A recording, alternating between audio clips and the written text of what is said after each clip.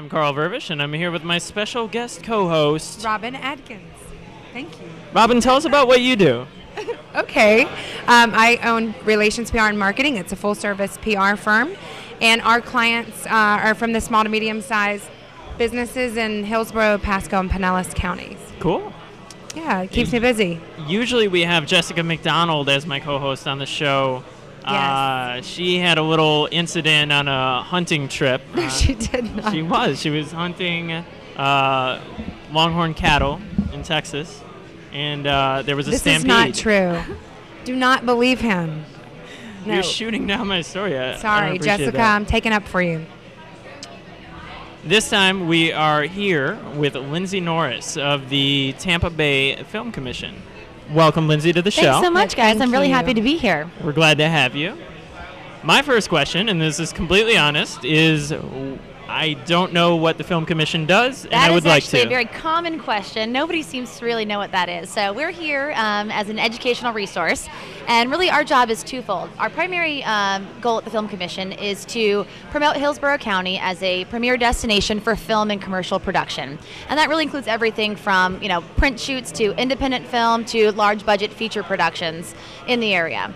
And then secondarily, once the productions actually come to the town, come to the Right. area, come to Hillsborough County, anywhere that might be, we help with permitting and with insurance and match them up with local locations and local crew bases and things of that nature. So it's really twofold in that way. So you make sure they come here, and then you make sure they have a great time and want to come back. Exactly. We try to educate the local community about what it means to be film friendly, and that includes a lot of things. It means, the ease of shutting down roads for an afternoon to a movie set, Right. or the ease of flying into our airports and being able to get a few cars or car rental agency to give you a good deal, getting good production rates for hotel spaces and things of that nature. So it really runs a full gamut from A to Z. So you work with everything from someone that's working on a motion picture, a TV show. What are some of the larger motion pictures and TV shows that you've helped get in here and get in the door in Tampa Bay? We've had more recently, we've had a number of reality shows in the area. We Really? actually just finished Is filming. Real World coming here? Real World has not been here, but Oh. you never know. You never know. MTV producers, Yeah, come on. listen where up. are you at? We know Tampa you're is a hot listening. spot. Talk to Lindsay. The Real World has not been here yet, but we have hosted, we have all of your traditional reality television, your Super Nannies and all of those types of shows, Okay. which have rolled through here, a time or two, actually. And then most recently we shot a pilot, I should say, not we, the company, the production company that Yeah. was working for them. I was You'd assisting like to them in take the some credit process. for That's it. right, yeah, a little pat on the back to myself. The production company came in and they shot a television pilot called Rookies.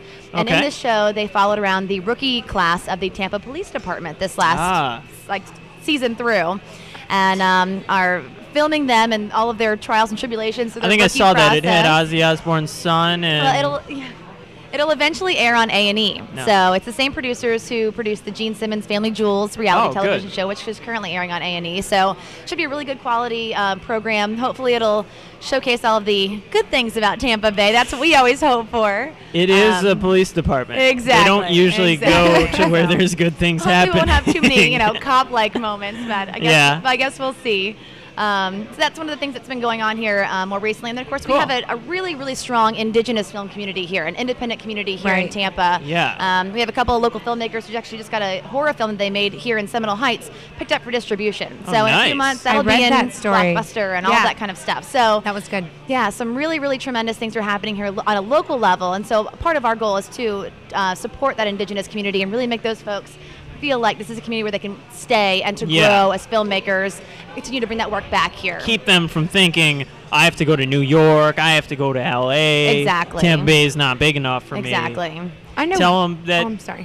this is everything that you need. Go ahead, Rob. Yeah. I was going to say, I absolutely. know one thing that I'm interested to know is how big is the Film Commission? How many employees are there? Well, you're looking at it. It's Really? just me right now. I am currently Hi, the Film Film Commission Commission. manager. Hello. It's good to see you. It's just me right now. I'm the Film Commission manager. There were two of us. My predecessor left a few months ago. When she left, I was moved into her position.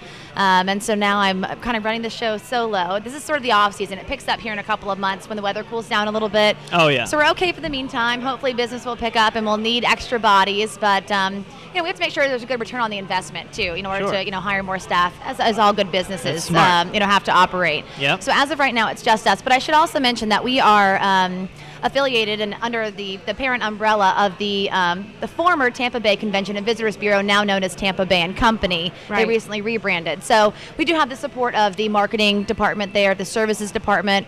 We've got great relationships with hoteliers and with other, tourism-related industry partners through them. So that's been a tremendous help, obviously. If this was, just me in my own building by myself, this would not be possible. We have so much support from the from Tampa Bay and Company. I'm so used to saying the Bureau, but Yeah. from Tampa Bay and Company that it really makes all of this stuff possible. So. Are there any big events that you put on or get involved with as an The organization? Gasparilla Film Festival, which you probably have heard, I think John Right. Rosser was Absolutely, on this program yeah. at one point, the executive director, was born out of the Film Commission's office. All right.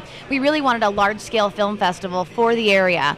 And a couple of years ago, we got together with a group of film-loving folk and created the Tampa Film Institute, and out of that came the Gasparilla Film Festival. Cool. So I'm still actively involved with that. I sit on the board of the film festival, and I'm still involved in pretty much the day-to-day operations because it's in its infancy stage. It's only its second year at this time, so I'm still heavily involved in that. Cool. And then we also try to produce, film forums and educational symposiums for our production community here. Between Pinellas and Hillsborough County, we have roughly about 500 production crew members in our area. So we try to offer educational opportunities for them to come down. Actually, tomorrow, we're flying in a producer from New York City. Her name's Christine Vachon. She was involved in the Bob Dylan movie that's coming out here in a couple of months. Big-time indie producer, and so we're co-sponsoring an event with the University of Tampa to bring her in, do a speaking engagement for our local production crew and local students in the Cool. area. That's And interesting. move forward with that. So And that's at UT tomorrow. that is at UT. It's tomorrow. It's at 4 o'clock. It's open to the public. Anyone can come. It's a free event. Cool. And she's a tremendous filmmaker with a ton of experience.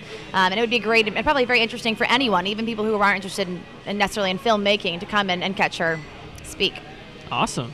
I know one question I have is, I know that I'm from South Carolina, and sometimes when they want to get people to have films there, they offer different rebate type things. Do we do anything like that Correct, in Tampa? I've yeah. not even been asked that. I didn't know the It's not answer. on a local level, but our state does offer a tax incentive here. Some states do offer what's called a tax credit. The state of Florida offers an appropriation, so it's cash back. Right. And right now we have a pot of about $25 million.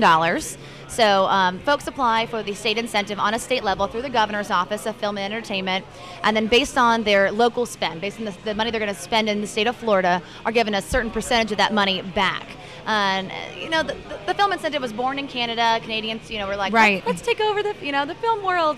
Created this incentive about 10, 15 years ago, and it really took off. I mean, Hollywood was really receptive to the idea of getting money back in their pockets. Who wouldn't be, of course? Yeah. And the next thing you know, many states were becoming very, very, very competitive. So part of what we do in Tampa is we're part of an organization called Film Florida, and we work with our legislative delegation here locally, and then also with our legislators on a state level to educate them about how important the film incentive is, because truly, to get those large budget projects into the area, you really do need a competitive tax incentive or a competitive tax credit program in your state. States like New Mexico, South Carolina, North Carolina, even smaller states like Connecticut have really made a tremendous impact on their economies by offering a large tax incentive or a tax credit and inviting big budget productions into their communities, and kind of blown, even more, competitive states out of the water. So it's important that we remain competitive with everyone else who's offering those credits too. Excellent.